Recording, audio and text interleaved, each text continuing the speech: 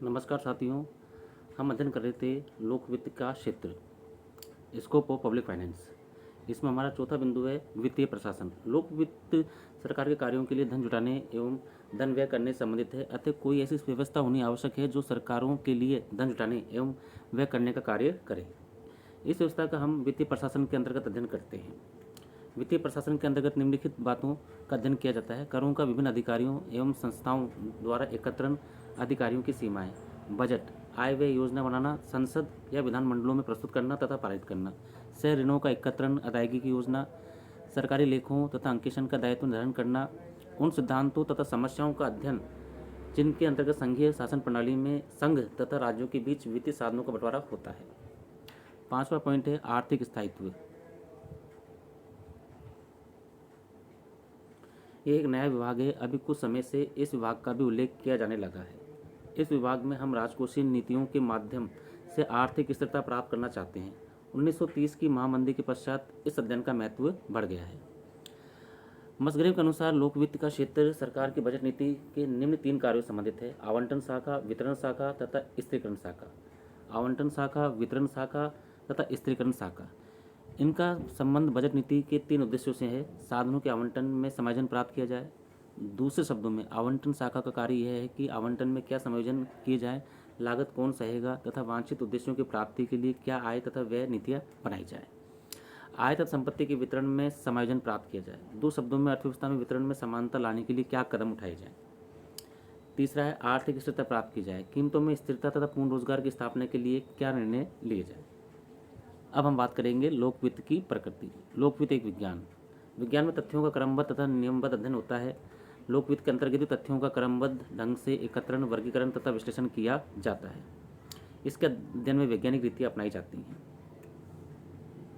लोक वित्त वास्तविक तथा आदर्श विज्ञान दोनों है। वास्तविक विज्ञान किसी कार्य के कारण तथा परिणाम के बीच संबंध स्थापित करता है और दूसरी ओर आदर्श विज्ञान का आदर्शात्मक पहलू होता है। यह बताता है कि क्या होना चाहिए, कोई नया कर या कर परिवर्तन अर्थव्यवस्था पर क्या प्रभाव डालेगा। यह वास्तविक विज्ञान से संबंधित विश्लेषण है। अधिक सामाजिक कल्याण, धन के वितरण में समानता, कीमतों में स्थिरता तथा रोजगार में वृद्धि, ये सब आदर्श हैं तथा लोक वित्त में इन आदर्शों का भी ध्यान रखा जाता है। लोक वित्त वास्तविक तथा आदर्श विज्ञान दोनों है। वास्तविक विज्ञान किसी कार्य के कारण तथा परिणाम के बीच संबंध स्थापित करता है।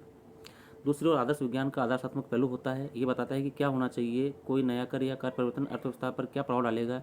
यह वास्तविक विज्ञान से संबंधित विश्लेषण है। आर्थिक सामाजिक कल्याण, धन के वितरण में समानता, कीमतों में स्थिरता तथा रोजगार में वृद्धि, ये सब आदर्श हैं तथा लोक वित्त में इन आदर्शों का भी ध्यान रखा जाता है। लोक वित्त कला भी है। किन्स के अनुसार कला एक दिए हुए उद्देश्य की प्राप्ति के लिए नियमों की एक प्रणाली है। किन्स के अनुसार कला एक दिए हुए उद्देश्य की प्राप्ति के लिए नियमों की एक प्रणाली है। विज्ञान खोज तथा व्याख्या करता है, जबकि कला निर्देशन करती है, समस्याओं को हल करने का उपाय बताती है। कर लगाना सरल कार्य नहीं है, प्रत्येक कर का विरोध होता है। अतः कब तथा कितना कर लगाया जाए, इसकी योजना बनानी पड़ती है। कर लगाने की क्रिया निश्चित रूप से एक कला है। इसी प्रकार जो धन प्राप्त हुआ है उसे व्यय करना होता है। किस मद पर कितना व्यय किया जाए ये निश्चित करना होता है। बजट बनाना स्वयं एक बड़ी कला है। श्रीमती उर्मिला हिक्स के शब्दों में लोक वित्त एक कला है, इसका संबंध वास्तविक समस्याओं से है।